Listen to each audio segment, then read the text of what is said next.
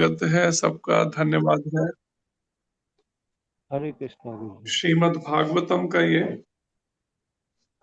पहला स्कंद है और पहले स्कंद का अध्याय 7, जिसका शीर्षक है द्रोण पुत्र को दंड। और श्लोक संख्या है आज की, कौन सी है सात श्लोक संख्या? सेवन सेवन सात सेवन। सात होगा, सात। श्लोक कर लिया, भी करना है। कर लिया प्रभु जी, श्लोक भी हो गया, तात्पर्य और भावार्थ भी हो गया प्रभु जी, धन्यवाद। हरे कृष्ण। यहाँ पर आगे श्रीला सूत गोस्वामी जी कहते हैं, इस वैदिक साहित्य के श्रवण मात्र से पूर्ण पुरुषोत्तम भगवान श्री कृष्ण की प्रेमा भक्ति की भावना तुरंत अंकुरित होती है, जो शोक, मोह तथा भय की अग्नि को तुरंत बुझा देती है। देखिए कितना इंपॉर्टेंट ये श्लोक है। इसमें जो बात कही जा रही है जरा विचार करिए। हर व्यक्ति शोक, मोह और भय की अग्नि से जल रहा है, और श्रीला सूत गोस्वामी जी कहते हैं, ये वैदिक साहित्य श्रीमद् भागवत महापुराण श्रवण मात्र से, केवल श्रवण, केवल अगर कोई इस भागवत का श्रवण ही करता है, इतने मात्र से पूर्ण पुरुषोत्तम भगवान श्री कृष्ण की प्रेमा भक्ति की भावना तुरंत अंकुरित होती है, उसी समय हृदय में अंकुरित हो जाती है तुरंत। और जैसे ही हृदय में प्रेमा भक्ति की भावना अंकुरित होती है, वैसे ही ये सांसारिक जो शोक है, दुख, तरह तरह के कलेश, मोह, अटैचमेंट जो, और साथ में भय, इनकी अग्नि को तुरंत बुझा देती है। प्रभुपाद जी कहते हैं, इंद्रियां तो अनेक हैं, लेकिन इनमें से कान सर्वाधिक प्रभावशाली है। कान सर्वाधिक प्रभावशाली है। यह इंद्रिय प्रगाढ़ निद्रा के समय भी कार्य करती है। मनुष्य जागृत रहते हुए शत्रु से अपनी रक्षा कर सकता है, लेकिन निद्राधीन होने पर केवल कान ही रक्षा करते हैं। यहाँ पर जीवन की सर्वोच्च सिद्धि प्राप्त करने के संबंध में श्रवण का महत्व बताया गया है, जो है तीनों भौतिक तापों से मुक्ति। जो कल भी चर्चा हुई थी, तीनों भौतिक ताप क्या है? आदि दैविक, आदि भौतिक और आध्यात्मिक। तीनों तरह के, तीनों प्रकार के तापों से, कष्टों से मुक्ति, छुटकारा, जीवन की सर्वोच्च सिद्धि ये है। और इस श्रीमद् भागवत के श्रवण का ये महत्व है, तीनों भौतिक तापों से मुक्ति, हमेशा के लिए छुटकारा। मतलब कोई भौतिक शरीर ही नहीं लेना पड़ेगा दोबारा। प्रत्येक व्यक्ति प्रत्येक क्षण शोक संतप्त रहता है। प्रत्येक व्यक्ति शब्द है, और प्रत्येक क्षण है, हर क्षण शोक संतप्त, हर समय शोक में डूबा हुआ है। वह भ्रामक वस्तुओं की मृग मरीचिका के पीछे दौड़ता रहता है। जो भ्रामक वस्तुएं हैं इस संसार की, नश्वर वस्तुएं, जो कैसी हैं? एक मृग मरीचिका की तरह, जैसे डेजर्ट, रेगिस्तान में हिरन पानी की खोज में दौड़ता है। जगह जगह धूप के कारण रेत चमकती है, दूर से उसे लगता है वहां पानी है और भागता है, लेकिन पास पहुंचता है तो वहां पानी है ही नहीं। फिर दूसरी जगह रेत चमकती है, फिर वहां भागता है। इस तरह से इस पानी का जो भ्रम है रेगिस्तान में, जिसे मृग मरीचिका कहा जाता है, उसके पीछे इन भ्रामक वस्तुओं के दौड़ता रहता है।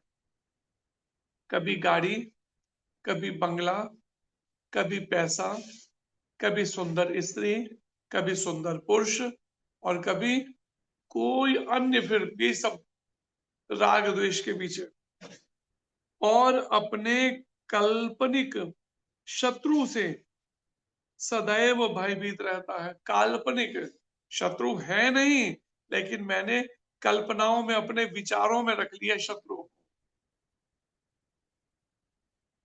अंदर अलमारी में पैसा रखा है ना, जरा सी आहट हुई नहीं, मन कहता आ गया चोर, आ गया, आ गया चोर, लगता है पहुंच गया तो चोरी करने के लिए। संभालो पैसे को, ये तो आ गया चोरी कर, जबकि बाहर खोला दरवाजा तो कोई चोर ही नहीं है। वो चोर कहाँ बैठा हुआ है? वो अंदर घुस के बैठा हुआ है। मन जो एक नंबर का बदमाश। और अपने काल्पनिक शत्रु से सदैव भयभीत रहता है प्रत्येक व्यक्ति। भौतिक रोग के ये मूलभूत लक्षण हैं। अगर मूलभूत जड़ अगर पकड़े ना, कहाँ पे लक्षण कहाँ पर है, तो ये है मूलभूत लक्षण भौतिक रोग के, भव रोग के मूलभूत लक्षण है। यहां पर यह स्पष्ट सुझाव है कि केवल श्रीमद् भागवत का संदेश सुनने से ही, केवल शब्द है, विचार कर लीजिए, केवल श्रीमद् भागवत का संदेश सुनने से ही भगवान श्री कृष्ण के प्रति अनुरक्ति उत्पन्न हो जाती है। क्या होता है? भगवान श्री कृष्ण के प्रति धीरे धीरे अनुरक्ति, व्यक्ति उसमें अनुरक्त होने लगता है। अनुरक्त कह लीजिए, आसक्त कह लीजिए, या उसमें रुचि कह लीजिए, जागनी शुरू हो जाती है। और किससे? श्रीमद् भागवत का सुनना, केवल सुनना है हमें, प्रमाणिक स्रोत से, प्रमाणिक गुरु से। और ऐसा होते ही भव रोग के लक्षण दूर हो जाते हैं। जो इस भव रोग के लक्षण है, जन्म मृत्यु जरा व्याधि के लक्षण, धीरे धीरे दूर हो जाते हैं। क्योंकि भव रोग क्यों है? देहात्म बुद्धि के कारण। और जैसे जैसे भागवत का हम श्रवण करते हैं, हमारी देहात्म बुद्धि धीरे धीरे घटनी शुरू हो जाती है।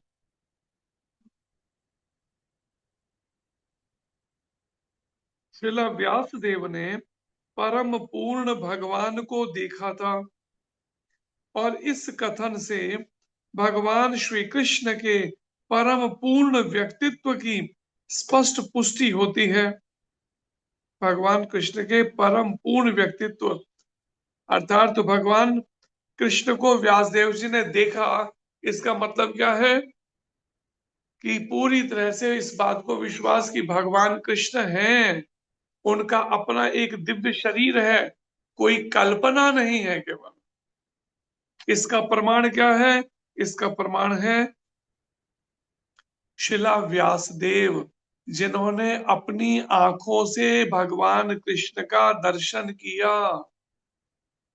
व्यासदेव जी प्रमाण है। जैसे किसी बच्चे को अपने पिता की पहचान ना जाननी है, तो उसका सही पहचान कौन दे सकता है? उसकी माता। तो माता जो है वो पहचान बताए कि ये तेरे पिता है, और परिणाम में तब वो पिता का सुख ले सकता है। अगर वो मानने से मना कर दे, मैं नहीं मानूंगा इस बात को, तो जीवन भर पिता का सुख नहीं ले सकता हो। ठीक ऐसे ही श्रीमद् भागवत जो ग्रंथ है, ये हमें बता रहा है कि वास्तव में भगवान कौन है, भगवान से मेरा रिश्ता क्या है।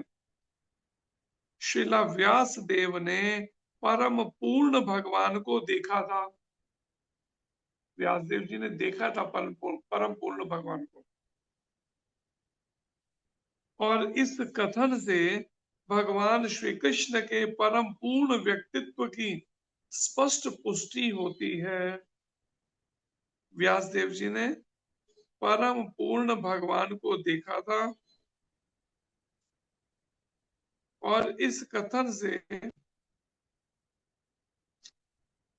कृष्ण के परम पूर्ण व्यक्तित्व की स्पष्ट पुष्टि होती है। भक्तिमय सेवा का अंतिम फल भगवान के प्रति सच्चा प्रेम उत्पन्न करना है। भक्तिमय सेवा का अंतिम फल क्या है? भगवान के प्रति सच्चा प्रेम उत्पन्न करना। एक है सच्चा प्रेम उत्पन्न और एक है झूठा प्रेम। झूठा प्रेम क्या है? ऊपर से भगवान का नाम ले रहे हैं लेकिन अंदर से क्या है? सुख संपत्ति घर आवे, कष्ट मिटे तन का। तो ये क्या है? ये झूठा प्रेम है भगवान के प्रति।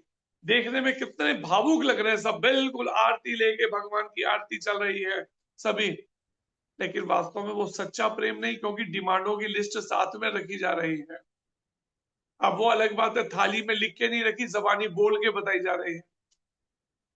कहते हैं कलयुग के लोगों की स्मरण शक्तियां उतनी नहीं है तो इसलिए लिख के देना, हर चीज लिख के रखनी पड़ती है। लेकिन वो जानते हैं भगवान की स्मरण शक्ति, इसलिए भगवान को बोल के ही बता दो अपनी लिस्ट पूरी की पूरी, क्या क्या डिमांडों में चाहिए मुझे बदले में आपकी आरती के।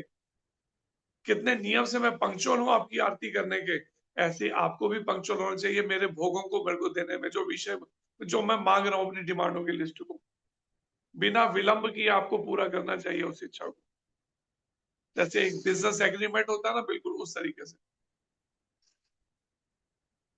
लेकिन भक्तिमयी सेवा का अंतिम फल भगवान के प्रति सच्चा प्रेम उत्पन्न करना है।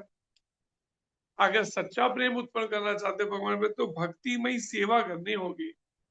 भक्तिमयी सेवा, प्रेममयी सेवा, निष्काम सेवा। प्रेम शब्द ऐसा है जो पराया स्त्री तथा पुरुष के संबंध को व्यक्त करने के लिए प्रयुक्त किया जाता है।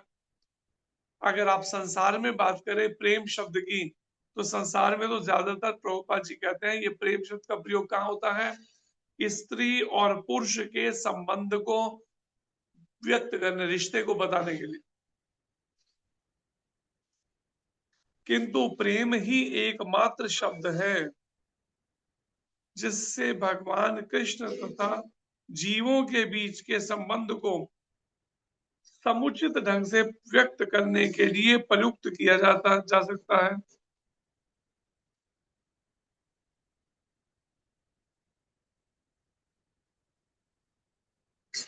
भगवान कृष्ण तथा जीवों के बीच के संबंध को समुचित ढंग से व्यक्त करने के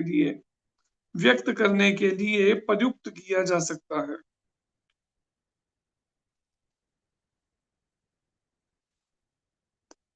तो यहाँ पर भी वर्णन है, ये वास्तव में प्रेम जो शब्द है ये स्त्री और पुरुष के संबंध को बताने के लिए नहीं है, बल्कि आत्मा और परमात्मा के संबंध को या भगवान कृष्ण और जीवों के बीच के संबंध को सही ढंग से अगर प्रस्तुत करना है तो वो शब्द है प्रेम।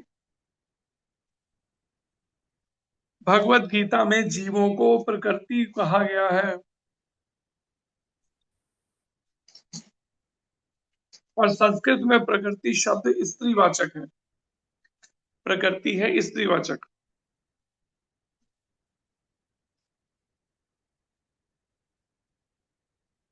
अतएव भगवान तथा जीवों के बीच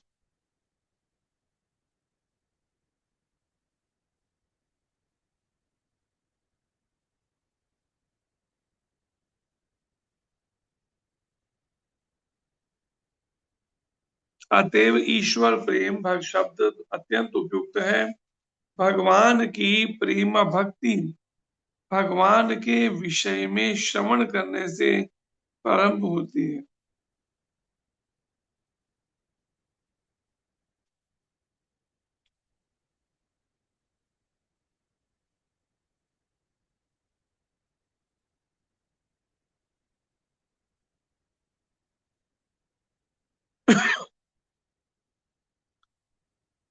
भगवान की प्रेम भक्ति भगवान के विषय में श्रवण करने से प्रारंभ होती है। शुरुआत किससे होती है?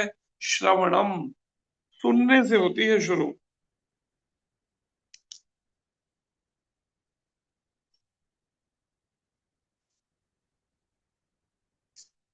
भगवान तथा उनके विषय में सुनी गई विषय वस्तु में कोई अंतर नहीं होता। भगवान में और भगवान की तरह भगवान की सुनी गई विषय वस्तु जो है भगवान के बारे में विषय में, भगवान सभी प्रकार से पूर्ण है।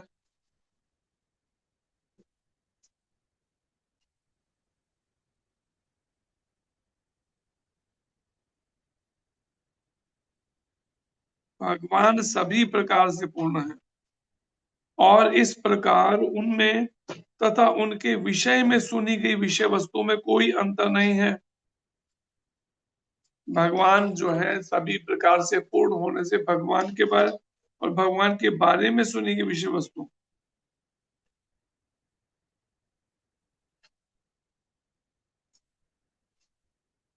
अतएव उनके विषय में श्रवण करने का अर्थ है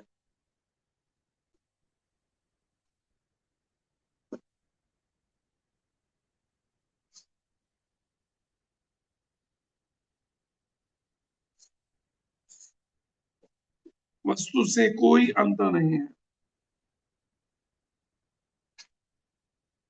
इस प्रकार भगवान और उनके विषय में सुनी गई विषय वस्तु में कोई अंतर नहीं है। अतएव उनके विषय में श्रवण करने का अर्थ है दिव्य शब्द के उच्चारण की प्रक्रिया द्वारा उनसे त्वरित संपर्क होना।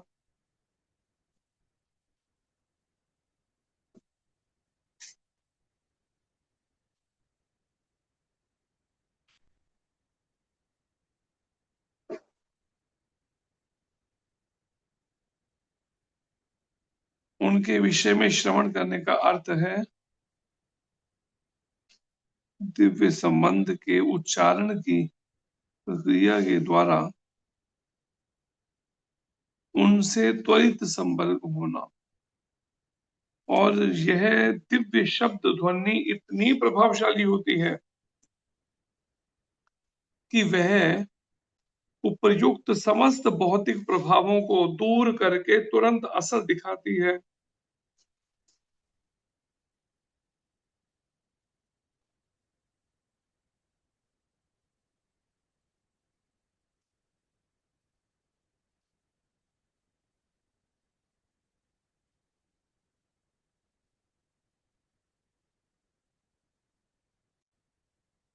दिव्य शुद्ध शब्द ध्वनि हरे कृष्ण कृष्ण कृष्ण हरे हरे, हरे राम राम राम हरे हरे, ये तुरंत असर दिखाती है भौतिक समस्त भौतिक प्रभावों को दूर करके।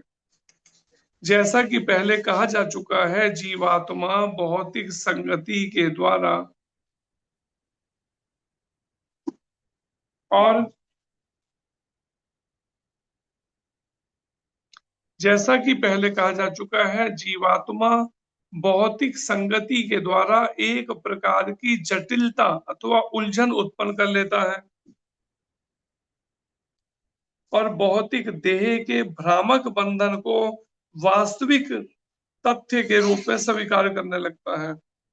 ये देह का जो भ्रामक बंधन है, मैं, मेरा परिवार, मेरी पत्नी, मेरा बच्चे, मेरा घर, मेरा ये, मेरा वो, ये सब प्रभुपाद जी कहते हैं कि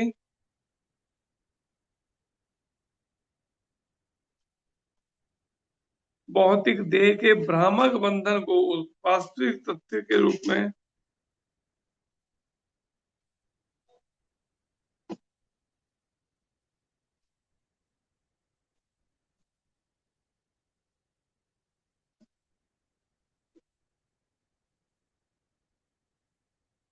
ऐसी झूठी जटिलता के कारण ही विभिन्न योनियों के जीव भिन्न भिन्न माध्यमों से मोहित होते रहते हैं। हेलो नूर, तूने खाना खा लिया? पानी पिला दे। दिमाग देख रहे कितना है इनके, इससे पता चलता है। क्लास के बीच में ही चालू हो गए, पानी पिलाते और सब खाना खा लिए। ये तक नहीं देख रहे कि अनम्यूट किए हुए बैठे हैं, क्लास चल रही है। कितने बुद्धिमान है सब के सब, इनमें से जो ऑन किए बैठा है। कितना सुनने में, श्रवण में उसका ध्यान होगा, जरा सोचिए उसका श्रवण क्या होगा। जिसको खाना और पानी याद आ रहा है, कितने एकाग्रचित होकर श्रवण कर रहा होगा, सोचो कितनी एकाग्रता। उसे खुद ही बता दिया कि देखो मेरा श्रवण कैसा है। और यहाँ यही बात चल रही है इसमें श्लोक के अंदर कि श्रवणम, केवल सुनने मात्र से श्रीमद् भागवत के, इतने मात्र से हृदय का सारा कलमश धुल जाएगा। लेकिन ये श्रवण से कलमश धुलेगा, अनंत जन्मों में भी नहीं धुलने वाला। जिस तरह का ये श्रवण, खाना और पानी याद आ रहा है, उसी के बीच में चल रहा है, साथ ही क्लास के बीच में खाना पानी में। एक समय में केवल एक ही काम हो सकता है, आप या तो खा लीजिए या पानी पी लीजिए, या फिर उस पर केवल श्रवण और कीर्तन करिए। इसलिए समझना चाहिए, विचार करना चाहिए इस बात को। जिनको भी ये होश नहीं है, उनको होश की दवा पीनी चाहिए। प्रभुपाद जी कहते हैं, ऐसी झूठी जटिलता के कारण ही विभिन्न योनियों के जीव भिन्न भिन्न माध्यमों से मोहित होते रहते हैं। अनेक तरह के माध्यम बना के विभिन्न योनियों के जीव, कभी एक जीव दूसरे के प्रति, कभी घर के प्रति, कभी मकान के प्रति, कभी खाने की वस्तुओं के प्रति, कभी कुछ और, सोने के प्रति, इंद्रियों के तर्पण के प्रति, तरह तरह से मोहित होते रहते हैं विभिन्न योनियों के जीव। यहाँ तक कि मनुष्य जीवन की सर्वाधिक विकसित अवस्था में भी वही मोह अथवा भ्रम अनेक प्रकार के वादों के साथ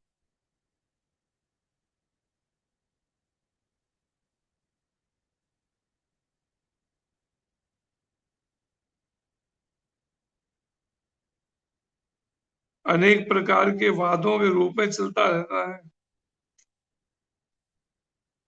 मोह या भ्रम, तरह तरह के वादे, और भगवान के साथ प्रेममय संबंध को विभाजित करता है। भगवान से संबंध टूटा हुआ है, लेकिन अन्य सब और सब वादे निभाए जा रहे हैं। अच्छा ठीक है, हम पार्टी में पहुंचेंगे, मैरिज पे आएंगे, ज्वाइन करेंगे, अच्छा, अनेक तरह के वादे। और इस तरह मनुष्य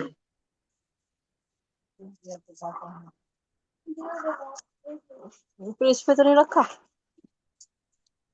फ्रिज पे दे, फ्रिज पे दे।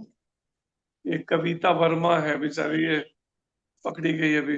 पिछली बार तो बच गई थी, लेकिन अब की बार पकड़ी गई। ये कविता वर्मा है, अनम्यूट की है बीच में।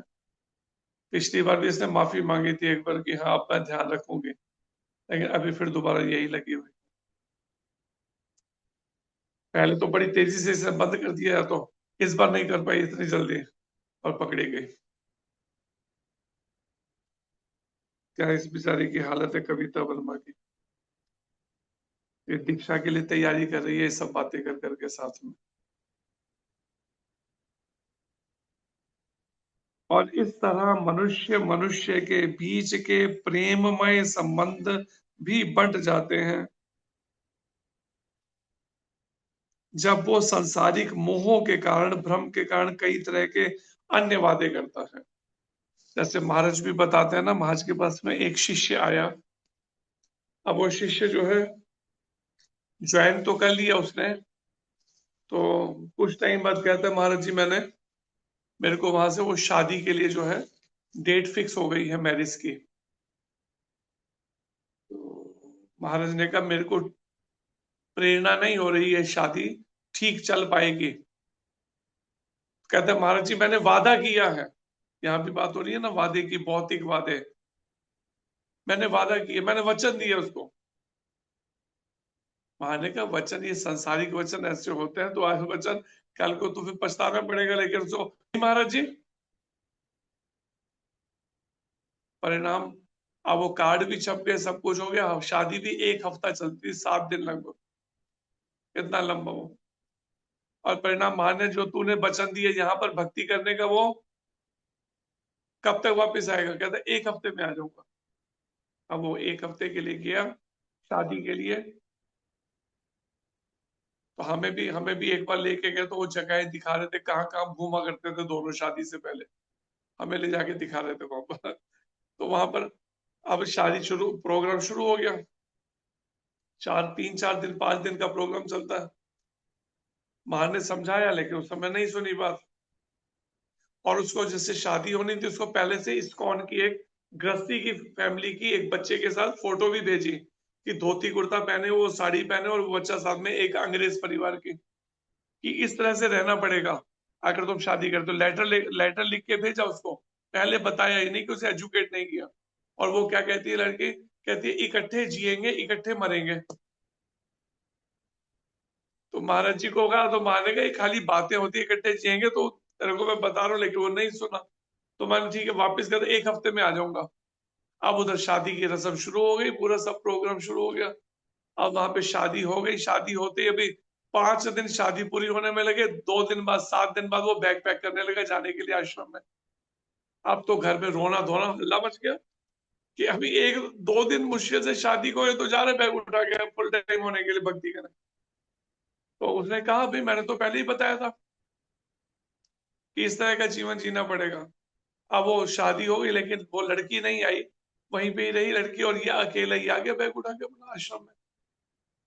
अब अकेला आ गया, तो परिणाम में 3 महीने तक तो उसने वेट करी। 3 महीने बाद वो 50 लोगों को लेके पहुंच गई आश्रम में, 50 लोग, 50 लोग। अब ये घबरा गया, आके महाराज के चरणों में एकदम दंडवत देके उसे पता ऐसे ऐसे बचा लो। तो महाराज ने मारी फटकार जोर से, दुष्ट, जब मैंने मना किया था तूने सुनी थी बात, गो अहेड फेस कर उसे।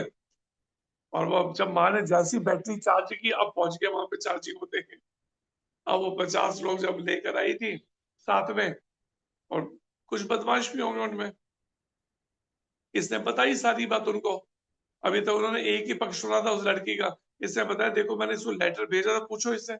लेटर में पूरा फोटो भी भेजी है, इसे बताया इस तरह का जीवन जीना पड़ेगा, अगर मैंने ना बताया तब हुआ ना मैंने इसे धोखा दिया। इसको पहले से बताया था, इसने एग्री किया था। अब परिणाम में उसकी बोलती बंद। वो सारे लोग जो शांत हो गए जब देखा कि ये तो पहले से बताया, पूरी बात एक्सप्लेन की, तो इसने नहीं करनी थी फिर शादी अगर इस तरह ऐसा। तो परिणाम में वो 50 लोग उसको छोड़ के लड़की को वहां पर वो रवाना, वो चले गए। अब वो आश्रम में रहने लगे। कुछ समय के अंदर उसने दीक्षा ले ली। दीक्षा लेने के बाद 7 साल तक वो आश्रम में रही, कोशिश करते रहे किसी तरह से वो इस तरह के भक्ति के जीवन से हट जाए, लेकिन ये वो पक्का रहा, वो भी नहीं है टिका। एक दिन सर्दी के दिन हम रात को सो रहे हैं, वो भक्त भी हमारे साथ रात को सो रहा है। अब वो रात को अचानक झगड़ा शुरू हो गया दोनों का। अब वो आगे अपने कमरे से निकल के और भिड़ गई दोनों, क्योंकि मैं और वो भक्त सोते थे। अब वो माता अपने कमरे में होती थी, वो उठ के आ गई। अब आपस में युद्ध शुरू हो गया। अब युद्ध शुरू हुआ, अब नींद कहाँ से आया, अब दोनों आपस में लगे हैं लड़ने में। अब वो लड़ते लड़ते उसने क्या किया, उसको अपने पति का कुर्ता फाड़ दिया। अब कुर्ता फाड़ दिया तो पति कहता है कि मैं जा रहा हूं आश्रम छोड़ के। तो परिणाम में वो आश्रम छोड़ वो निकल पड़ा। अब वो ये अपने कमरे में चले गए। इसने देखा जब ये उनकी बात को, अब रात की 11-12 बज रहे हैं। अब मैंने सोचा कि आश्रम ही छोड़ के ना चले जाए। मैं उठ के जब बाहर गया तो वो वहां गेट तक जाके वापस आ रहे थे। तो अब मेरे से पूछते आप सोए नहीं क्या? मैंने कहा मैं बाथरूम के लिए उठा हूं, मैं क्या बताऊं कि लड़ रहे हो तो मैं आपस में युद्ध लड़ रहे हो, मेरे को नींद आएगी उसमें। भिड़ने में लगे दोनों के दोनों, आधी रात को लड़े जा रहे हो दोनों के दोनों। अब मैंने कहा मैं वॉशरूम के लिए यूज करने बाथरूम गया था, ये क्या क्या। वो तो वापिस वो आया। तो परिणाम 7 साल वो रहे। उसके बाद 7 साल बाद वो अपने भाई के यहाँ चली गई छोड़कर। तब से फिर वो इस बात को यहाँ भी बात यही कह रहे हैं, प्रभुपाद जी कहते हैं बहुत सारे वादे हम करते हैं बहुत भ्रमवश या भ्रामिक, जो यहाँ पर शब्द है, यहां तक कि मनुष्य जीवन की सर्वाधिक विकसित अवस्था में भी मनुष्य जीवन जो सर्वाधिक 84 लाख योनियों में बड़ी विकसित अवस्था है में भी वही मोह, पशु पक्षियों में तो मोह है ही, लेकिन मनुष्य जीवन में भी मोह में ही पड़ा हुआ, वही मोह अथवा भ्रम अनेक प्रकार के वादों के रूप में चलता रहता है। अनेक तरह के वादे, इकट्ठे जिएंगे इकट्ठे मरेंगे। महाराज बताते हैं एक दिन आगे गले को दबाता हुआ, क्या हुआ, अब वो पत्नी जो है फांसी लगा रही थी, गले में उसने तार डाल ली। अब तार डाल ली, ये जब पहुंचा तो कहते कि मैं अकेली क्यों मरूं, तू भी आ साथ में। उसके ठीक है, उसके भी गले में दोनों ने तार डाल दी। अब वो मरे मरे तो कोई भी नहीं, दोनों में से एक भी नहीं मरा, लेकिन सुबह वो कहते मेरा गला दुख रहा है, महाराज जी को कहता माने क्या हुआ, कहते रात को तार डाली थी गले के अंदर दोनों ने। ये है देख, ये वादे हैं, वचन, देखा, इकट्ठे जिएंगे। और मुख्तार जी आगे क्या है, इकट्ठे जिएंगे के बाद क्या बोला था मुख्तार जी, बोलने में शर्म आ रही है, देखा तो मुख्तार जी को हरे कृष्णा प्रभु जी। क्या बोला था, इकट्ठे जिएंगे और इकट्ठे मरेंगे। इकट्ठे मरेंगे। देखा, सुन रहे हैं गीता माता, इकट्ठे जिएंगे इकट्ठे मरेंगे। नहीं प्रभु जी, मैं तो बोलता हूँ इसको जाने के लिए। अच्छा तो यहाँ पर ये तो कहती बच्चों का प्रभुपाद कौन जी ख्याल भी यही बात रखेगा। बता रहे थे, कैसा पक्का वचन दिया कि देखो दोनों इकट्ठे गले में तार डाली, दोनों ने रात को एक साथ मरने के लिए दोनों ने। वो पत्नी कहती है मैं अकेली क्यों मरूं, तू भी मर साथ में। जब इकट्ठे वचन दिया तो उसके भी गले में तार डाल दी पत्नी ने। अब वो बेचारे मर पाए नहीं दोनों के दोनों, और सुबह फिर माज को कहते गले में देखो निशान पड़ गए, माज को दिखा निशान, गले का देखो तार का निशान पड़ गया दोनों का, लटकने लगे थे। वही मोह अथवा भ्रम अनेक प्रकार के वादों के रूप में चलता रहता है और भगवान के साथ प्रेममय संबंध को विभाजित करता है। यही हमारे वादे या वचन जो है झूठ भौतिक संसारिक भगवान के साथ जो प्रेममय संबंध है वो विभाजित करता रहता है। वो प्रेममय संबंध बन ही नहीं पाता। इतने सारे आसक्तियां, मोह, अटैचमेंट जो बनी है वो भगवान से रिश्ता बनने ही नहीं देते। कहते हैं ना, प्रेम गली अति सांकरी तामे दो ना समाही। भगवान से प्रेम करने का मार्ग ऐसा तंग है, सांकरी है, कि उसमें एक साथ दो नहीं, आप संसार से भोगों से भी प्रेम कर लो और कृष्ण से भी प्रेम कर लो, दोनों नहीं चलेंगे। अगर भगवान कृष्ण से प्रेम करोगे तो संसार का प्रेम छोड़ना पड़ेगा, मोह। प्रेम तो है ही नहीं, मोह है। एक संत कहते हैं भगवान के अलावा कहीं भी मन को लगाया तो अंत में रोना ही पड़ेगा। अंत में रोना ही पड़ेगा अगर भगवान के अलावा कहीं भी मन लगाया तो। इसलिए गुरु महाराज कहते हैं मोहन से प्रीत लगा लो तुम आज हरि गुण गा लो। इसलिए मोहन से प्रीत लगा लो, प्रेम कर लो। लेकिन मोहन की जगह माया से प्रेम करना, ये यहाँ गड़बड़ हो जाती है। थोड़ा सा खाली स्पेलिंग ही चेंज होती है वैसे, मोहन और माया, लेकिन इतने में अंतर कितना बड़ा आ जाता है, जरा विचार कीजिए। मोहन की जगह माया से प्रेम करने में। प्रभुपाद जी कहते हैं इस तरह मनुष्य मनुष्य के बीच में प्रेममय संबंध भी बढ़ जाते हैं। भगवान के साथ तो प्रेममय संबंध विभाजित होता है, लेकिन मनुष्य के दूसरे मनुष्य के बीच में वो भी प्रेममय संबंध जो है वो भी बढ़ जाते हैं। तो इसी के पीछे कितनी बार खटपट, कितनी बार प्रेम संबंध की जगह कुछ और ही हो रहा है। कोर्ट का संबंध भी हो जाता है कई बार, समन भेज के, और भी कई संबंध बढ़ जाते हैं कई तरह से। श्रीमद् भागवत की कथा सुनने से भौतिकता की यह झूठी जटिलता दूर हो जाती है। श्रीमद् भागवत की अगर हम कथा श्रवण करते हैं, उससे क्या है, ये भौतिकता की झूठी जो जटिलता है इस संसार की, ऐसा संघर्षमय इस तरह का ये दूर हो जाती है मन से। इसका मतलब नहीं कि रिश्ते खत्म हो जाते हैं, लेकिन आसक्ति नहीं रहती है। संबंध बनाते चलते हैं लेकिन आसक्ति खत्म हो जाती है, मोह। और जिसकी कामना राजनेताओं द्वारा और समाज में वास्तविक शांति का शुभारंभ होता है। जब वास्तव में भगवान श्री कृष्ण जब केंद्र बिंदु में होते हैं तो प्रभुपाद जी कहते हैं वास्तविक शांति का तभी शुभारंभ होता है। कैसे होगा ये वास्तविक शांति का शुभारंभ, जरा बता दीजिए, कैसे होगा ये वास्तविक शांति का शुभारंभ? जहां पे आपस में छोटी छोटी बातों पे महाभारत होता है, दोनों के बीच में युद्ध चल जाते हैं, तो वहां पर वास्तविक शांति का शुभारंभ कैसे होता है समाज में? जिसकी कामना राजनेताओं द्वारा अनेक राजनीतिक परिस्थितियों में बड़ी उत्सुकता से की जाती है, बड़ी उत्सुकता के साथ की जाती है। राजनेताओं द्वारा अनेक राजनीतिक परिस्थितियों में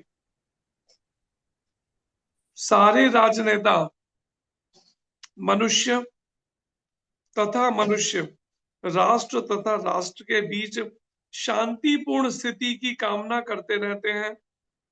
तभी तो ये बड़े बड़े ये यूएन और ये सब इनकी चलती है ना, सेमिनार्स, मीटिंग, किसके पीछे?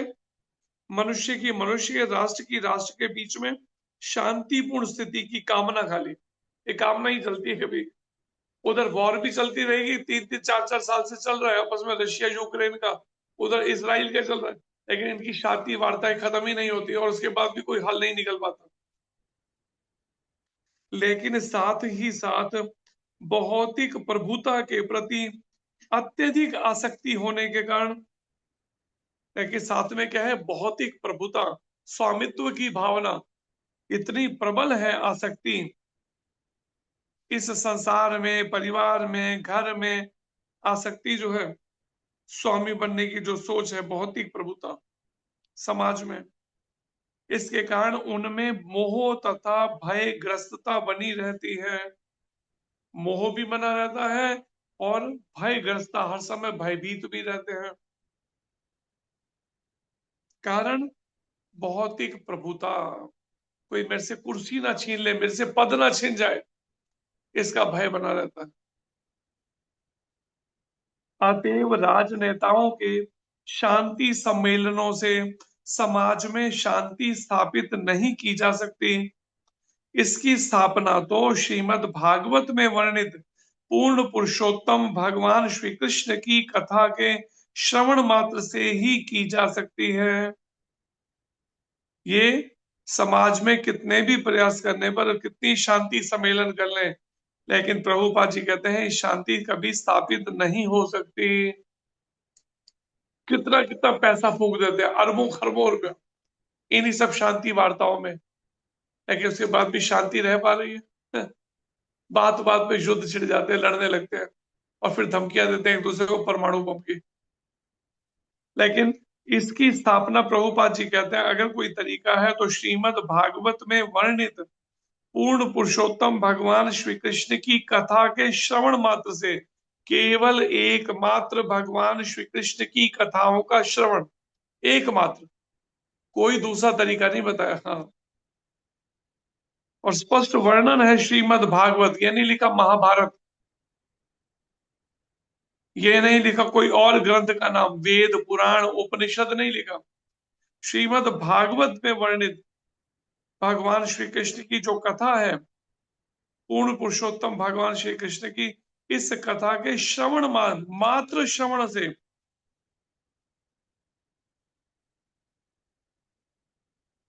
इस शांति की स्थापना की जा सकती है। घर में भी, परिवार में, पति पत्नी में भी, समाज में भी, देश में भी और विश्व में भी एकमात्र तरीका है ये। इसलिए इसे विचार करना चाहिए। ये मूर्ख राजनेता, प्रभुपाद जी इनको टाइटल दे रहे हैं अलग से, जैसे उपाधि दी जाती है ना किसी को, तो प्रभुपाद जी ने रास्कल की उपाधि देते हुए बात कर रहे हैं। ये मूर्ख राजनेता भले ही सदियों तक शांति तथा शिखर सम्मेलन क्यों ना करते रहे, लेकिन वे इसे प्राप्त करने में विफल ही रहेंगे। प्रभुपाद ने भविष्यवाणी पहले ही कर दी, लगे रहो अरबों रुपए फूकते रहो, लेकिन ये सब विफल ही रहेंगे, कभी सफल नहीं हो पाएंगे। शिखर समय कितने भी करते हैं शांति वार्ताओं के लिए, जब तक हम श्री कृष्ण के साथ अपने बिसरे संबंध को पुनः स्थापना नहीं कर लेते, जब तक संबंध दोबारा स्थापित नहीं कर लेते श्री कृष्ण से, तब तक शरीर को स्व मानने का मोह भ्रम बना रहेगा। तब तक शरीर को ही, जब तक संबंध स्थापित नहीं किया श्री कृष्ण के साथ, तब तक शरीर को ही मैं मानने का ये सोच जो है खत्म नहीं होगी। इसलिए श्री कृष्ण से जो हमारा संबंध टूटा हुआ है उसे पुनः स्थापित करना पड़ेगा।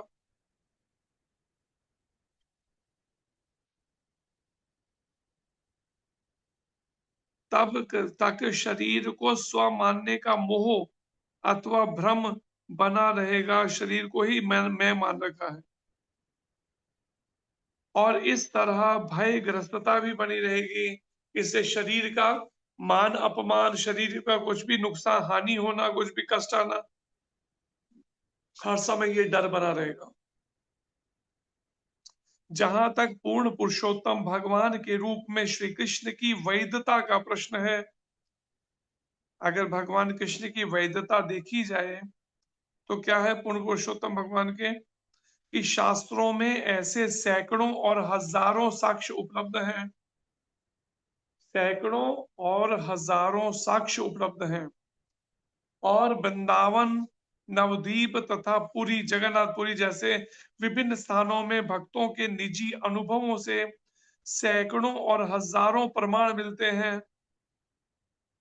भगवान श्री कृष्ण की वैधता के सैकड़ों हजारों प्रमाण मिलते हैं कि वास्तव में कृष्ण एक कोई काल्पनिक सत्य नहीं है, ये वास्तविक सत्य है, कृष्ण है। इसलिए व्यासदेव जी को दर्शन भी कराया। कौमुदी कोश में भी कृष्ण के पर्यायवाची शब्दों में यशोदा नंदन तथा पर ब्रह्म पूर्ण पुरुषोत्तम भगवान दिए गए हैं। निष्कर्ष यह है कि वैदिक साहित्य श्रीमद् भागवत के श्रवण मात्र से निष्कर्ष क्या निकला है, सुनिए ध्यान से। निष्कर्ष यह है कि वैदिक क्या है, वैदिक साहित्य श्रीमद् भागवत के केवल मात्र श्रवण से, और कुछ नहीं करना, श्रवण मात्र से ही पूर्ण पुरुषोत्तम भगवान श्री कृष्ण से प्रत्यक्ष संबंध स्थापित हो जाता है।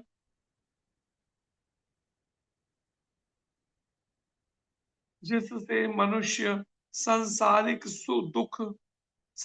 दुख, मोह तथा भय को लांघ करके, सांसारिक दुख, मोह तथा भय को लांघ करके जीवन की परम सिद्धि प्राप्त कर सकता है।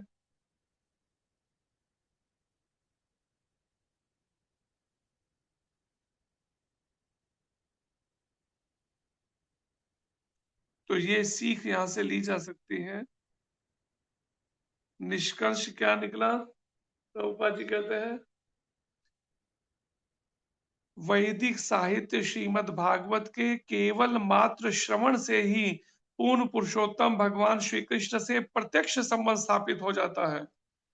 प्रत्यक्ष कहा गया है, इनडायरेक्टली नहीं, डायरेक्टली, सीधा संबंध, जिससे मनुष्य सांसारिक दुख, मोह तथा भय को लांघ जाता है। संसार के दुख, मोह, भय को लांघ करके जीवन की परम सिद्धि प्राप्त कर लेता है, अर्थात श्री कृष्ण प्रेम प्राप्त कर लेता है। जिसने वास्तविक रूप से विनीत भाव से, बड़ी विनम्रता पूर्वक श्रीमद् भागवत का पाठ सुना है, बड़े विनीत होकर, खाना और पानी को भूलकर, जो बीच में आवाजें लगाई जा रही थी खाने पानी की, बड़े विनीत भाव से श्रीमद् भागवत का पाठ सुना है, जिसने, उसके लिए ये व्यवहारिक परीक्षाएं हैं, व्यवहारिक रूप में उसके जीवन में ये परीक्षाएं आती हैं, उसके लिए व्यवहारिक है, कोई बड़ी बात नहीं, उसको उस परीक्षाओं को पास करता है। दुख, मोह और भय की, दुख की, मोह की और भय की, इस परीक्षाओं को पास करता है व्यवहारिक रूप में। ग्रंथराज श्रीमद् भागवत महापुराण की जय। जय भगवान श्री वेद व्यास जी की जय। जय नर नारायण ऋषि जी की जय। जय जय देवी सरस्वती माता की जय। जय लक्ष्मी गोस्वामी महाराज की जय। जय परीक्षित जी महाराज की जय। जय कृष्ण भगवान महाराज की जय। जय अनंत कोटि वैष्णव वृंद की जय। जय गौर प्रेमानंदे हरि हरि बोल हरे कृष्णा प्रभु जी प्रणाम प्रभु जी प्रभु जी प्रणाम प्रभु जी कोटि कोटि प्रणाम प्रणाम कृष्णा प्रभु जी प्रभु जी प्रभु जी दंडवत प्रणाम हरे कृष्ण प्रभु जी दंडवत प्रणाम हरे कृष्ण प्रभु जी प्रणाम प्रभु जी हरे कृष्ण हरे कृष्ण प्रभु जी दंडवत प्रणाम हरे कृष्ण। कौन है होस्ट बना हुआ कोई पता नहीं? जी प्रभु जी बोलिए अजीत। सरस माता जी हैं। प्रभु जी दंडवत प्रणाम। अजीत जी बोलिए। प्रभु जी हरे कृष्ण धर्म प्रणाम। वह प्रभु जी जी हरे कृष्ण जी। प्रभु जी जो भागवतम पढ़ने से पहले जो श्लोक पढ़ते हैं, नष्ट प्रायसु अभद्रेषु, जी प्रभु जी उसमें जो इसका जो अर्थ लिखा हुआ है कि भागवत की बात कथा में एक मिनट दोबारा बोलिए, प्रसाद दे दीजिए इनको। हाँ जी बोलो। श्रीमद् भागवतम पढ़ने से पहले जो श्लोक पढ़ते हैं, जी नष्ट प्रायसु अभद्रेषु, उसकी जो जी अर्थ है, भागवत की कक्षाओं में नियमित उपस्थित रहने तथा शुद्ध भक्ति की सेवा करने से हृदय के सारे दुख लगभग पूर्णतः विनष्ट हो जाते हैं। तो प्रभु जी ये मैं क्लास अटेंड नहीं कर पाया था, तो यहाँ पे सारे हृदय के दुख क्या है प्रभु जी? हृदय के दुख यही है, राग द्वेष है, काम वासना है, क्रोध है, ईर्ष्या द्वेष से हर समय हृदय जल रहा है, यही हृदय के दुख है। हर समय मन अशांत है, विचलित है, भयभीत है। हर समय जिस संसार जड़ जगत से मेरा कोई रिश्ता नहीं है उसको रिश्ता माने बैठा हुआ है, और उसके कारण से बार बार मोहग्रस्त हो रहा है। बार बार अनेक तरह की छोटी छोटी काम और कामनाओं ने उसे पागल बना के रखा हुआ है, उसे डिस्टर्ब करके। मेरे मन के अनुसार बात पूरी नहीं हुई परापेक्षा के कारण से, और परिणाम में बस दुखी हो गया मन। देखो मेरी बात ही नहीं सुनी, कैसी है पत्नी, सुनती ही नहीं है। परापेक्षा, एक्सपेक्टेशन, इस तरह के अनेक ये सब है, सभी मन को हर समय दुखी किए हुए हैं। शारीरिक क्लेश, शारीरिक कष्ट, दुख, दूसरों के से अपेक्षा करना और फिर अपेक्षा पूरी ना होने का मन में दुख लगना, मन अशांत हो जाना, विचलित हो जाना, दुखी हो जाना, ये सब दुख है। हरे कृष्ण। हरे कृष्ण प्रभु जी, बहुत बहुत धन्यवाद प्रभु जी, धन्य प्रणाम। इससे जी ऊपर उठने के लिए है श्रीमद् भागवत का श्रवण। हरे कृष्ण। जी बहुत बहुत धन्यवाद प्रभु जी आपका। जी बिंदु माता जी पूछिए अपना क्षमा प्रश्न। करना, मैं दूसरा बोल रहा हूँ। क्षमा करना गुरु जी, ये शरीर से माता जी आई है, वो आपको दंडवत प्रणाम करना चाह रही है, हरे कृष्णा कहना चाह रही है। हरे हरे कृष्णा। कृष्ण। हरे कृष्णा। हरे कृष्णा। इनको भी जप करवाइए कोकलानंद जी, अपने पीछे पीछे रिपीट करवाया करिए, महामंत्र को भी करवाइए अभ्यास। जी गुरु जी, करती हैं गुरु जी। जी बोलिए बिंदु माता। हरे कृष्णा प्रभु जी दंडवत प्रणाम। हरे कृष्ण। प्रभु जी ये जो अब भजन है, श्लोक है, मैं भूल रही हूँ कि जो शमशान में देह को जलाया जाता है, कि अब मैं भूल रही हूँ, मैं ये 2 लाइनें याद करवा देती है, तो प्रभु जी अगर आता हो तो प्लीज बताइए या फिर सुना दो दीजिए। है अलग अलग, और भी है, एक नहीं है। एक तो है ना, ये जितने रिश्ते नाते हैं बस मरघट तक ही जाते हैं, फिर हंस अकेला करता कूच बिचारा, दुनिया में कौन तुम्हारा, दुनिया में कौन तुम्हारा, तो भूल के अपना आप रहा कर पाप, वो चेतन प्यारा, दुनिया में कौन तुम्हारा। जब मौत शीश पर आएगी कोई चीज साथ नहीं जाएगी, माँ बाप न देगा हाँ कोई सहारा, दुनिया में कौन तुम्हारा, दुनिया में कौन। तो भूल के अपना आप मतलब मैं हूं तो जीवात्मा, लेकिन पहचान अपने शरीर से कर रहा हूं। तो भूल के अपना आप रहा कर पाप, शरीर से पहचान करने के कारण कितने सारे पाप कर्म हो रहे हैं मेरे से, कभी मोहवश, कभी आसक्तिवश, पारिवारिक। तो भूल के अपना आप रहा कर पाप, ओ चेतन प्यारा, वो जीवात्मा जो है, दुनिया में कौन तुम्हारा या कौन दुनिया में तुम्हारा है। ये बात गुरु महाराज इस पंक्तियों में कह रहे हैं। जी बहुत सुंदर प्रभु और जी। दूसरा प्रभु जी भजन में है, तूने सोचा था भोग में भोग करूं, पर भोग ही तुझको भोग गए। जिन्हें अपना बनाया था तूने, शमशान में छोड़कर लौट गए। जिन पर सब कुछ कुर्बान किया, पर मन की प्यास बुझा न सका। दुनिया भी तो तेरी बन न सकी, भगवान को अपना बना न सका। तेरा लोक गया पर लोक गया, तू मानव तन कुछ पा ना सका।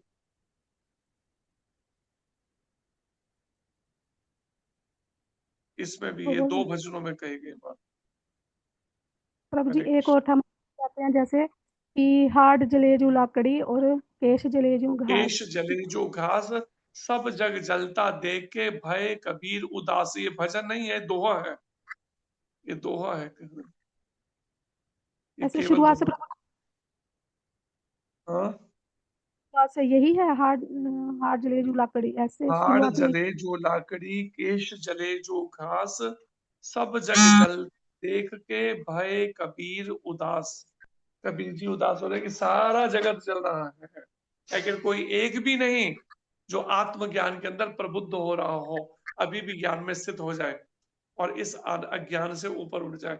एक भी तैयार नहीं, इसलिए उदास हो रहे हैं कबीर जी। संत उदास हो जाते हैं इसको देख के, कैसे सारे संसार के जीव विषय भोगों की इस अग्नि में जल रहे हैं और एक भी भोगों को छोड़ने को तैयार नहीं है।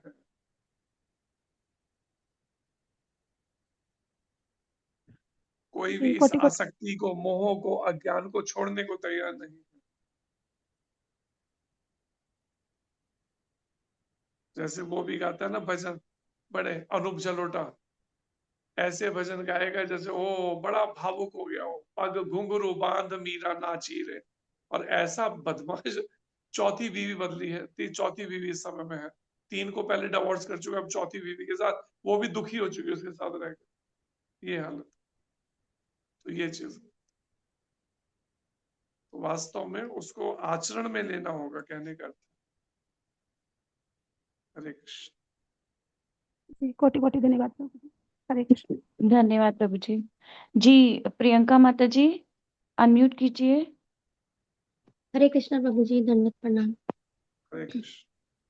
प्रभु जी मैंने किसी कथा में सुना था, अभी आपने बताया ना कि व्यासदेव जी ने भगवान को देखा, श्री भगवान जी को देखा, पर वो खुद भगवान का वो नहीं है प्रभु जी, इनकारनेशन नहीं है वो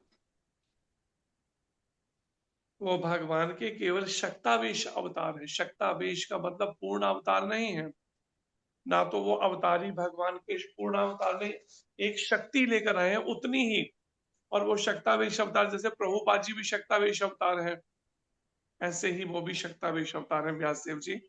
वेदों के ग्रंथों का संकलन लिखित रूप में कलयुग के जीवों के लिए देने के लिए वो उतनी ही शक्ति भगवान की लेकर है, पूर्ण अवतार नहीं है या अंशावतार भी नहीं है। इसलिए उनको ये बात कही है, साक्षात पूर्ण पुरुषोत्तम भगवान कृष्ण का दर्शन उन्हें हुआ, पूर्ण पुरुषोत्तम भगवान का।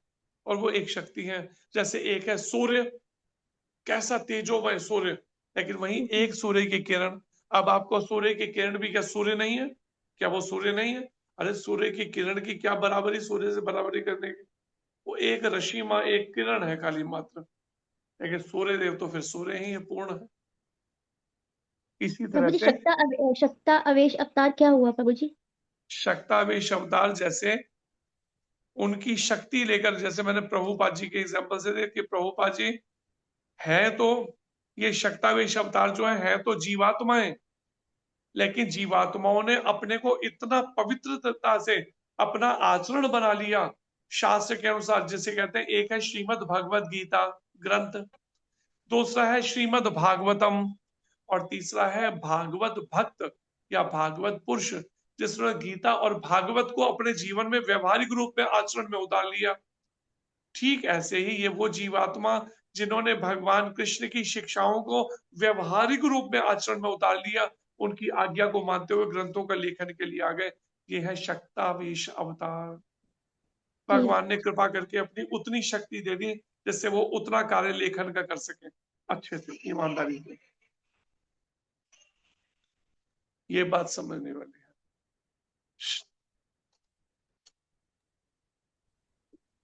जी धन्यवाद प्रभु जी। जी शक्तिमती माता जी हरे कृष्णा अपना माता प्रश्न जी पूछिए। प्रणाम। जी प्रभु हरे जी कृष्ण। प्रणाम। हरे प्रभु जी यहाँ पे ये है ना, पूर्ण पुरुषोत्तम भगवान के रूप में श्री कृष्ण की वैधता का प्रश्न है। वैधता मीन्स वैधता मतलब प्रमाणिकता। वैध कहते हैं प्रमाणिक, अवैध कहते हैं अप्रमाणिक, गैर कानूनी। अवैध को कहते हैं, वैध को कहते हैं कानूनी, प्रमाणिक तौर पे। ये कोई मनगढ़ंत कल्पना नहीं है, एक प्रमाणिक तौर पे उन्होंने उनका दर्शन साक्षात किया, खुली आंखों से किया। जो अभी तक कहते हैं ना कृष्ण भगवान है भी, या कहीं ऐसा तो नहीं आप कल्पनाओं में ही चले चले जा रहे हो कृष्ण कृष्ण कहते हुए, बाद में आपको पता चले कृष्ण नाम की कोई चीज ही नहीं थी। तो ये प्रमाणिकता दी है, वैधता, कि भगवान कृष्ण ने साक्षात दर्शन देके प्रमाणित किया व्यासदेव जी ने, मैंने अपनी आंखों से देखा कृष्ण को। इसलिए कृष्ण कल्पना नहीं है, कृष्ण साक्षात है, वैध, एक प्रमाणिक स्वरूप है उनका और अपना दिव्य शक्ति। प्रभु जी और यहाँ पर ये कौमुदी कोश में भी श्री कृष्ण के प्रायवाची शब्दों में यशोदानंद तथा पर ब्रह्म पूर्ण पुरुषोत्तम भगवान दिए गए हैं। कौमुदी कोश क्या मतलब प्रभु जी? कोश मतलब डिक्शनरी। जैसे डिक्शनरी के अंदर सारे शब्दों के प्रायवाची शब्द बताए जाते हैं, ऐसे ही डिक्शनरी इंग्लिश की इंग्लिश टू इंग्लिश होती है, इंग्लिश टू हिंदी होती है, हिंदी तो उर्दू होती है। ऐसे ऐसे ये एक डिक्शनरी है संस्कृत से रिलेटेड। उसमें कौमुदी कोश के अंदर उसमें संस्कृत टू हिंदी करके भी है, संस्कृत टू संस्कृत भी है। उसके प्रायवाची शब्द ही है एक तरह से। मतलब आप एक कह दीजिए सूर्यदेव और दूसरा कह दीजिए आदित्य। आदित्य उनका प्रायवाची शब्द है, आदित्य का मतलब ही सूर्य, सूर्य का मतलब है सूर्य। इस तरह से। ठीक ठीक है प्रभु जी। हरे कृष्णा प्रभु जी, धन्यवाद। हरे कृष्ण। जी प्रीति सिंगला माता जी हरि बोल। हरे कृष्ण प्रभु जी, पंचांग प्रणाम। हरे कृष्ण जी। प्रभु जी ये आपने जो भौतिक ताप बताए थे ये क्या है प्रभु जी? इनके बारे ये में ताप है जो बताइए। आप भोग रहे हैं वही है, और क्या है ये जो संसार के सभी लोग भोग रहे हैं। आधि दैविक, आधि दैविक मतलब उस शब्द में ही अर्थ है दैविक, देवी देवी देवताओं के द्वारा जो मिल रहे हैं। जब हम देवी देवताओं को यज्ञ के द्वारा प्रसन्न नहीं करते, जैसे पहले यज्ञ होते थे अनुष्ठान, आज लोग यज्ञ नहीं करते, पूजा पाठ नहीं करते, भजन नहीं करते, भक्ति नहीं करते, तो वो देवी देवता रुष्ट होके कभी भूकंप, कभी बारिश, कभी तूफान, कभी बहुत अधिक सर्दी, कभी बहुत अधिक गर्मी, कभी बाढ़ आ जाना, फ्लड आ जाना। तो ये सब जो है, ये सब दैवी शक्तियों या बादलों का फट जाना, ये सब है दैवी प्रकोप। ये कष्ट भोगने पड़े, आदि दैविक। और आदि भौतिक है जो इस संसार के जीव जंतुओं से मिल रहे हैं। मक्खी मच्छर काटे जा रहे हैं, बार बार मच्छर काट रहे हैं, जीव जंतु काट रहे हैं, ये सब है आदि भौतिक, ये भौतिक जीव जंतु। और आध्यात्मिक का मतलब मन और शरीर से मिलने वाले कष्ट। ठीक ठाक बैठे हैं लेकिन मन अंदर ही अंदर अशांत होकर दुखी हो रहा है, और कुछ शरीर से कष्ट मिल रहा है, ऐसे ही मन शरीर में तरह तरह के रोग लग रहे हैं। पता चला कैंसर हो गया, लकवा हो गया, अल्सर हो गया, ब्रेन ट्यूमर हो गया, ये सब। तो इन तीनों को कहा आदि दैविक, आदि भौतिक, आध्यात्मिक, तीनों तरह के तापों को शांत करने वाला है श्री कृष्ण कथा।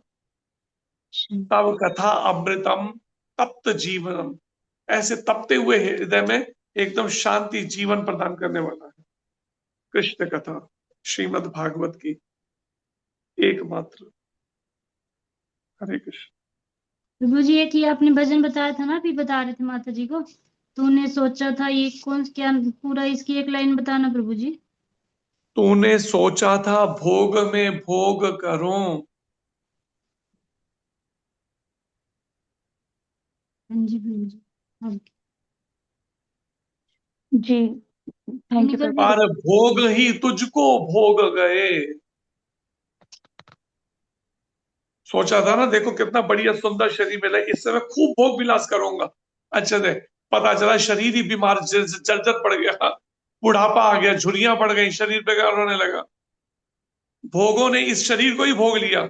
हम क्या भोग, भोग तो आज भी बने हुए वैसे, लेकिन पर भोग ही तुझको भोग गए।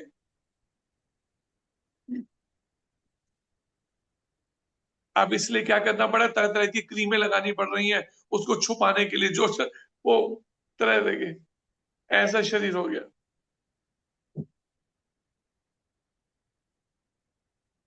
प्रभु जी हम फोन कर सकते हैं, आपसे बात कर सकते हैं? ठीक है, हरे कृष्ण। हरे कृष्ण। जी हरे कृष्ण प्रभु जी। जी सत्यवीर प्रभु जी, अपना प्रश्न पूछिए। हरे कृष्णा प्रभु जी, दंडवत प्रणाम प्रभु जी। सबसे पहले धन्यवाद, आप इतने सरल और सुलभ तरीके से हमें भागवतम की शिक्षा दे रहे हैं। प्रभु जी, क्लास से रिलेटेड सवाल नहीं है, बट आध्यात्मिक सवाल ही है कि जैसे मम्मी पापा को कैसे भक्ति में लाया जाए। बिल्कुल भक्ति में नहीं है, मैं कोशिश करता हूँ, बट मुझे हार मानना पड़ता है, बहुत मुश्किल है प्रभु जी। मतलब तो क्या सरल तरीका कुछ हो सकता है भक्ति में लाने का उनको? बिल्कुल सरल तरीका है, भगवत गीता में जो प्रभुपाद जी ने बताया है कि भगवान श्री कृष्ण को सेंटर करके उनके साथ में सारे व्यवहार करने शुरू कर दो। धीरे धीरे आप देखेंगे, एकदम चुटकी बजाने से तो नहीं होगा, लेकिन ग्रेजुअली, जैसे कहते हैं ना गुरु महाराज, धीरे धीरे रे मना धीरे सब कुछ होए, माली सींचे सौगड़ा ऋतु आए फल होए, धीरे धीरे वो होने लगेगा। आप देखेंगे कैसे जो भी उनको खाने को सर्व कर रहे हैं, भगवान को भोग लगा के उसको दीजिए, बिना भोग लगा कुछ मत दीजिए। प्रयास करिए जो वो उनकी इच्छा अपना, लेकिन अपनी ओर से जो आप सर्व करें वो भोग लगा हो, शुद्धि से बना हो, भोग लगा हो। घर में हल्की आवाज के अंदर प्रभुपाद जी की आवाज में हरे कृष्ण मंत्र चला दीजिए, जप या कीर्तन प्रभुपाद जी की आवाज में, उनके कानों में वो मंत्र जाएगा शुद्धिकरण के लिए। भगवान कृष्ण को अर्पित कोई पुष्प जो है सुगंधित, वो पुष्प उनको दीजिए, लीजिए भगवान का प्रसाद, ऐसे करके वो उसको सूंघने के लिए, जैसे ही नाक से वो स्मेल जाएगी उसी समय अंदर प्यूरिफिकेशन का प्रोसेस शुरू हो जाएगा, शुद्धिकरण का। इसी तरह से जहां पर वो जिस कमरे में रहते हो, जगह जगह तरीके से भगवान राधा कृष्ण की पिक्चर्स लगा दीजिए जो बड़े अट्रैक्टिव हो, सुंदर हो, जिसपे बार बार उनकी आंखें उठे जाएं। परिणाम ये तरीका हो गया आंखों से, ऐसे एक एक चीज करके उनको कृष्ण की ओर मोड़ने का, और इसी भावना से ही कि कृष्ण इनके हृदय में भी है, मुझे बड़े पेशेंस से, बड़े धैर्य के साथ इनसे व्यवहार करना है, और कृष्ण को सेंटर करते हुए आए, उनसे मिलने आए, हरे कृष्णा बोल के उनके कान में हरे कृष्णा जाए, उनको प्रेरणा की जाए, उस तरह से उनको सम्मान देते हो। ऐसे अब सारे वो रास्ते जहां जहां कोई भी रिलेशन निभाए, वो सब कृष्ण को सेंटर करेंगे। आप देखेंगे धीरे धीरे कब उनको, अगर बोलेंगे नहीं तो श्रवण करने मात्र से भी प्राप्ति हुई है परीक्षित महाराज को। उन्हें बोला नहीं था, खाली सुना था। आप सुना सुना के ही उन्हें भक्त बना दीजिए, सुना के और प्रसाद खिलाकर, इस तरह से करिए। जी प्रभु जी, मतलब हम तो बहुत दूर रहते हैं उनसे, बट हाँ जो आपने बहुत प्रैक्टिकल सोल्यूशन बताया है, तो जब भी मैं घर जाऊंगा तो फिर ट्राई करूंगा ये सारे सोल्यूशन इम्प्लीमेंट करने के। उन्हें हरे कृष्णा कह के हल्की सी प्रभुपाद जी की हरे कृष्णा की मशीन को ऑन करके जो 24 घंटे चलती रहे तो भी खराब। जी प्रभु जी, ठीक है, कुछ थैंक यू। प्रसाद लेके जाइए, भगवान को अच्छे से भोग लगा प्रार्थना करके, वो प्रसाद को लीजिए, उनको खाने जो उनको टेस्टी लगता हो उस तरह के उस प्रसाद को। जी प्रभु जी, थैंक यू सो मच प्रभु जी, हरे कृष्णा। कभी घुमाने जाना, आइए घुमाने चलो, घुमाने के नाम से पहुंचा दीजिए इस्कॉन मंदिर में, गाड़ी को ब्रेक लगा दीजिए, आइए जरा रास्ते में पड़ गया था, जरा मत्था टेकते हुए चलते हैं बहाने से, और वहीं विग्रह के दर्शन करेंगे। बस ऐसे एक हर कार्य कैसे उनको कृष्ण से सेंटर करके किया जाए, वो पे विचार बस करना है अभी इतना। जी प्रभु जी। और फिर प्रार्थना गुरु गौरंग राधा कृष्ण को कि आप कृपा करो, जिससे पहले मेरी बुद्धि और फिर इनकी भी समझ जो है कृष्ण आपकी तरफ लग जाए, राधा कृष्ण के भक्ति में, ऐसे उनको प्रार्थना करना।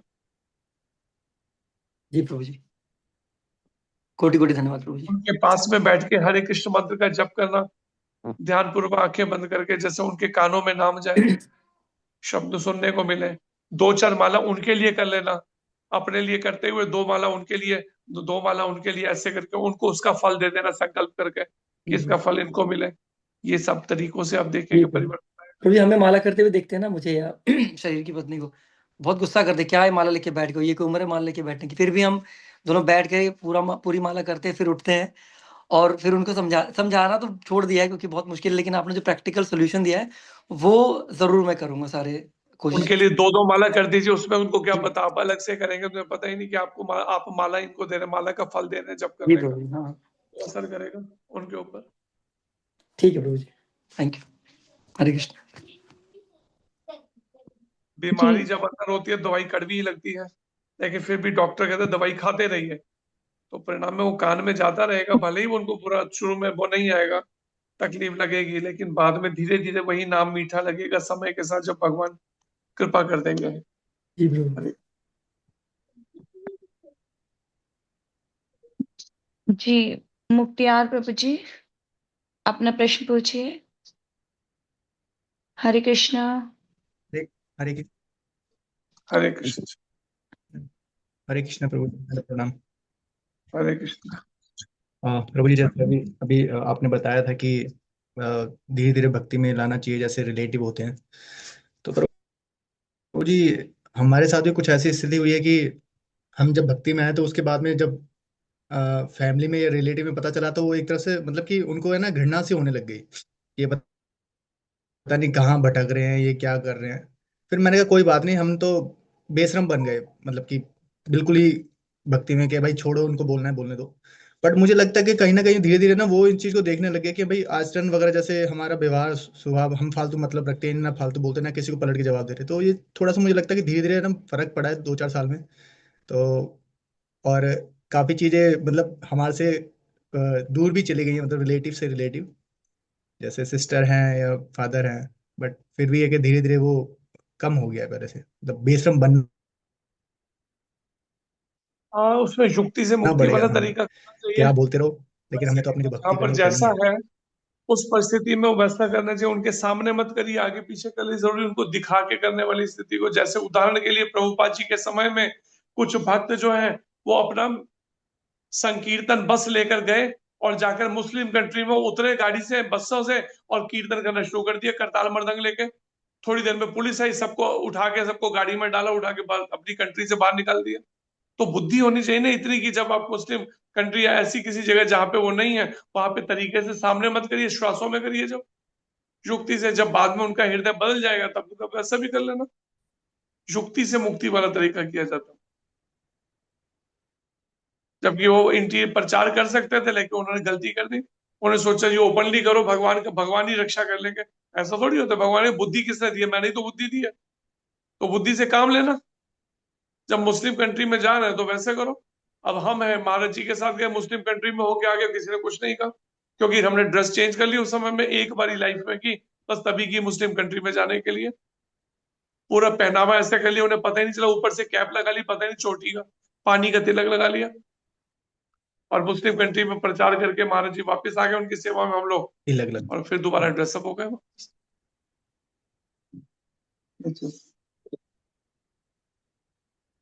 प्रभु जी, एक सवाल और था कि जी भक्ति भक्ति से आने से पहले थोड़े मतलब फैमिली थोड़े झगड़े रहते थे वाइफ के साथ में। तो हालांकि भक्ति में आने के बाद में वो कम तो हुए हैं, लेकिन अब अभी झगड़े होते हैं, लेकिन वो स्पिरिचुअल भक्ति से रिलेटिव झगड़े होते हैं। जैसे अब महाराज जी आए हैं वृंदावन, तो कभी कभार मैं कहता हूँ कि मैं जा रहा हूँ, मैं वृंदावन निकल रहा हूँ। अच्छा, मुंह उठा के तुम कभी भी निकल लो, हमने छोड़ जाओ यहाँ पर। तो प्रभु जी कई बार इस बात पे छोटी छोटी चीजों पे मतलब झगड़े हो जाते हैं। तो प्रभु जी, इसको हम कैसे लेके चले? हम कोशिश तो करते हैं कि सारे फैमिली के साथ में जाएं कहीं भी, या क्लास अटेंड कर रहे हैं तो आपने क्लास अटेंड क्यों नहीं करी, थोड़ा सा एक दो। तो प्रभु जी कई बार गुस्सा आ जाता है इन चीजों पे, तो प्रभु जी इसको कैसे करें? उसके लिए और फिर मैंने दोनों बताया, गुरु महारथी मिल नानक देव जाते जी हैं, ने युद्ध करने लग जाते हैं दोनों के दोनों। गुरु नानक देव जी ने एक बात कही है, एक ने कही दूसरे ने मानी, नानक कहे दोनों ज्ञानी। अगर कोई एक बात कह रहा है और आप उससे बिना एक्सपेक्टेशन रखे हुए, हमारी गलती क्या है, एक्सपेक्ट करते हैं हम दूसरों से, और परिणाम सामने वाले को उसकी स्थिति में लेके विचार करके फिर बीच का रास्ता निकालिए ना तरीके से, युक्ति से मुक्ति जिसे कहते हैं। तो उस समय, और जब भगवान सबके हृदय में, हम जब इस बात को मानते हैं कि कृष्ण हृदय में रहते हैं, हृदय देशे अर्जुन तिष्ठति, जब कृष्ण हृदय में, तो हमें कितने रिस्पेक्ट के साथ व्यवहार करना चाहिए, आदर के साथ, पर गीता के अनुसार होना चाहिए, लेकिन बड़े रिस्पेक्ट से। प्रतीक्षा करनी पड़ सकती है थोड़ा समय की, लेकिन अपने व्यवहार को तृणादपि शुनीचन से तरीके से वो करना पड़ेगा, सम्मान के साथ। आप करके तू तड़ाक ना करके उस सम्मान से बात कीजिए, व्यवहार को अपना किया जाए। पहल तो अपने से करनी होगी ना, दूसरे से बिना अपेक्षा रखे हुए। लोग चाहते तो हैं भगत सिंह पैदा हो, लेकिन पड़ोसी के घर पर, अपने से शुरुआत नहीं करना चाहते, तो अपने से शुरुआत करें ना पहले, कृष्ण भावना भावित व्यवहार करने की, आचरण करने की। हम जब दूसरे को रिस्पेक्ट देंगे, आप करके बोलेंगे, दूसरा कितनी तू तड़ा करेगा, उसको भी आप पे आना ही पड़ेगा भाई। तो हम रिस्पेक्ट पहले हृदय से देना सीखे, बनावटी तौर पे नहीं, हृदय से रिस्पेक्ट। कि जब मन में ध्यान में रखते हुए, जब कृष्ण उनके हृदय में है, तो मैं अगर कुछ भी ऐसा करता हूं, तो कृष्ण तो मेरे से रुष्ट हो जाएंगे ना, अगर मैं मिसबिहेव करता हूं। अब जो बात मैं एकदम समझाना चाहता हूं, जब सामने स्थिति अगर नहीं दिख रही, थोड़ा धैर्य करना पड़ेगा फिर उस परिस्थिति में, युक्ति से मुक्ति वाला तरीका। इसलिए वही समझना सीखना है महाराज जी से, कैसे युक्ति से व्यवहार किया जाए। जी प्रभु जी, नहीं तो मेरा मेरा ये था, अगर हमारे अंदर बुद्धि नहीं आई तो वो महाराज जी की जो छोटी होती है ना, जो तो एक बार एक एक हमारे सर पे पड़ जाए तो शायद बुद्धि अकल आ जाए। लेकिन एक बार से काम चलेगा नहीं ना, ज्यादा ही बार पढ़ना जरूरी पड़ जाएगा।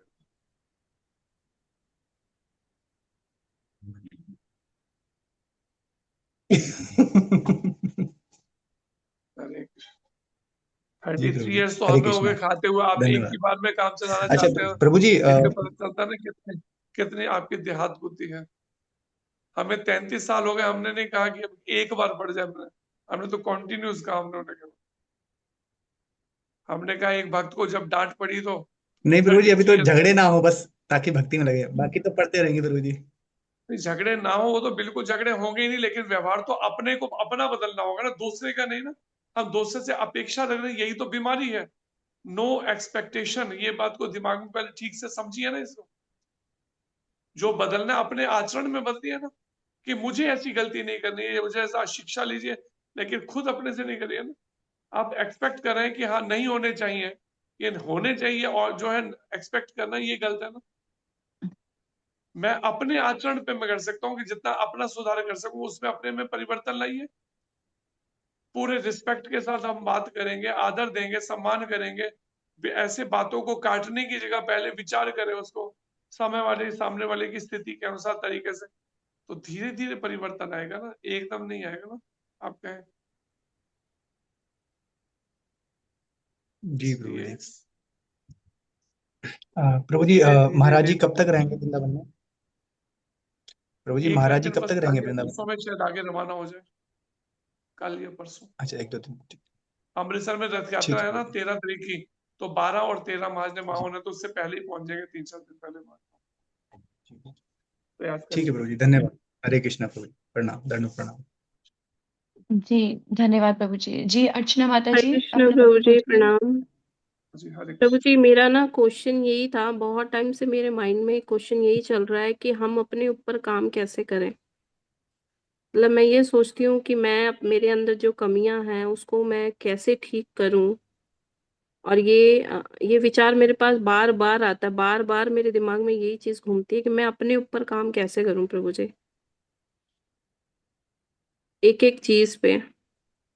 अपने ऊपर काम करने के लिए तो महाराज बताते हैं ना, तन पवित्र सेवा की है, वो बोले तरीके से तन से निष्काम सेवा करना प्रमाणिक गुरु की आज्ञा में, और मन की पवित्रता हरि भजन से, निरंतर हरि नाम लेना, उठते बैठते चलते फिरते खाते सोते नाम जब बंदना हो हरे कृष्ण महामंत्र का, और तन से निष्काम सेवा करने का मन बनाना कि मुझे निष्काम भावना से सेवा करनी है प्रमाणिक। लेकिन जब हम सांसारिक जीवन में रहेंगे तो सेवा किसकी होगी, आप सोचिए। पति पत्नी की सेवा करेगा, पत्नी पति की सेवा करेगी, ठाकुर जी की सेवा तो आधा 15 मिनट, आधा घंटा, 1 घंटा के बाद में, बाकी तो हुआ आपस में। लेकिन जब भगवान के चरणों में ही रहेंगे तो फिर सेवा करनी होगी वहां पे, जितनी भी शरीर साथ देगा उस अनुसार, नहीं तो फिर जप करेंगे, कम से कम उस एक आसक्ति तो घटेंगे। वो सारी आसक्ति की तारें काटनी है, उसके लिए विचार करो कितना। इसलिए कहते हैं आउटसाइड आउट ऑफ माइंड। कोई चीज नजर से जो चीज दूर होगी धीरे धीरे आसक्ति भी हट सकती है उससे। तो वो अभ्यास करना पड़ेगा ना प्रैक्टिकली, नहीं तो ऐसे खाली बातों से थोड़ी वो खत्म हो जाएगा। प्रभु जी, जैसे हम छोटे होते थे, स्कूल जाते थे, तो हमें स्कूल से पिकनिक पे लेके जाते थे। तो ऐसे ही जब हम स्पिरिचुअल लाइफ में आते हैं, तो इस स्पिरिचुअल लाइफ में हमें पिकनिक पे क्यों नहीं लेके जाया जाता? जैसे कि महाराज जी बोलते हैं हमारे आईसीयू में आके एडमिट हो, है ना, हमारे साथ आके रहो। तो ये ऐसी चीजें क्यों नहीं हो सकती कि हम लोग जो है अपने 365 दिन में से 10 दिन ये क्यों नहीं निकाल पाते प्रभु जी? मतलब ऐसा कुछ होना चाहिए कि हम उस, अगर वो चीजें होंगी ना, तो शायद हम लोग अपने ऊपर और थोड़ा अच्छे से काम कर सकते हैं प्रभु जी। पर वो करना किसको होगा?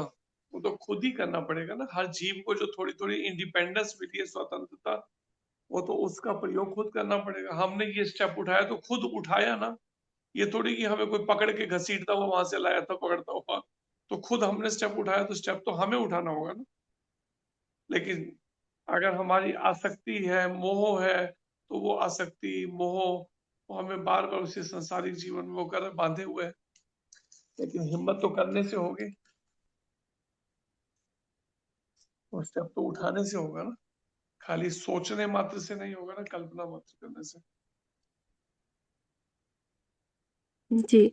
अच्छा प्रभु जी, एक क्वेश्चन जो है मेरी भतीजी ने किया था मेरे से कि 1 दिसंबर को जिस दिन एकादशी थी, उस दिन संबल, जहाँ पे वो मेडिकल कर रही है, संबल एक जगह है ये मुजफ्फरनगर से आगे। मुरादाबाद के पास में, यूपी में। जी जी, वहां पे राम भद्राचार्य जी आए थे और वहां पे ना कल्कि महोत्सव हुआ था।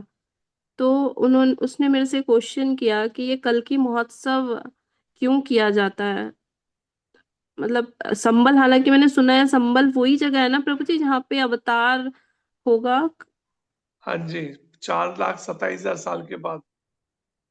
जी, तो प्रभु जी ये जो कल्कि महोत्सव हो रहा है, ये पहले से इसीलिए हो रहा है कि उनका वेलकम के लिए? उनका वेलकम तो क्या करेंगे, ये अपना वेलकम के लिए हो रहा है, यही कह सकते हैं। कुछ उनका वेलकम कम, अपना ज्यादा के लिए हो रहा है। ये झूठी मान प्रतिष्ठा ऐसी चीज है, कोई मिलना चाहिए नया टॉपिक जिससे लोगों को आकर्षित किया जाए और थोड़ा वो, तो उस तरह की चीजें रख ली जाती हैं उसमें। उसमें है कि ये बढ़िया मिल गया, कल की भगवान का प्रचार नाम से, उस तरीके से चलो थोड़ा सा ऐसा कुछ करते हैं, चलो भगवान का नाम लेके कर रहे हैं, कुछ थोड़ा सा तो उनको लाभ मिलेगा ही, पुण्य तो मिलेगा।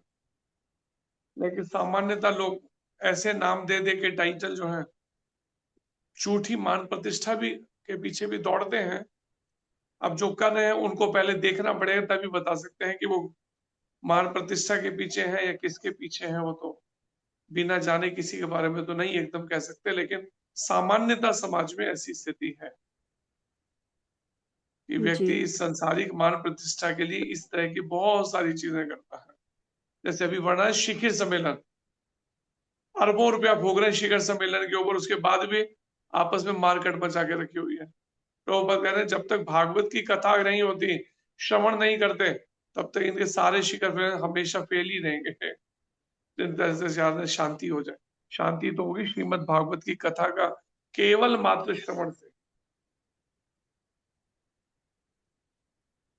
जी ठीक है प्रभु जी, थैंक यू। हरे कृष्णा प्रभु जी, प्रणाम। प्रभु जी, और कोई प्रश्न नहीं है तो क्लास एंड करें प्रभु जी? जी, हरे कृष्ण। वाञ्छा कल्पतरुभ्यश्च कृपा सिन्धुभ्य एव च पतितानां पावनेभ्यो श्री वैष्णवेभ्यो नमो नमः। श्री गुरु महाराज की जय। जगत गुरु शील प्रभुपाद की जय। अनंत कोटि वैष्णववृंद की निताई गौर हरि प्रेमानंदे। हरि हरि बोल। हरे कृष्णा प्रभु जी, दंडवत प्रणाम। हरे कृष्णा प्रभु जी, दंडवत प्रणाम। प्रभु जी, प्रभु जी, हरे कृष्णा प्रभु जी, दंडवत प्रणाम, कोटि कोटि धन्यवाद। हरे कृष्ण प्रभु जी, सादर प्रणाम। हरे कृष्णा जी। प्रभु जी, क्लास सेंड करें प्रभु जी। हरे कृष्णा। हरे कृष्ण। धन्यवाद जी प्रभु जी। हरे कृष्णा।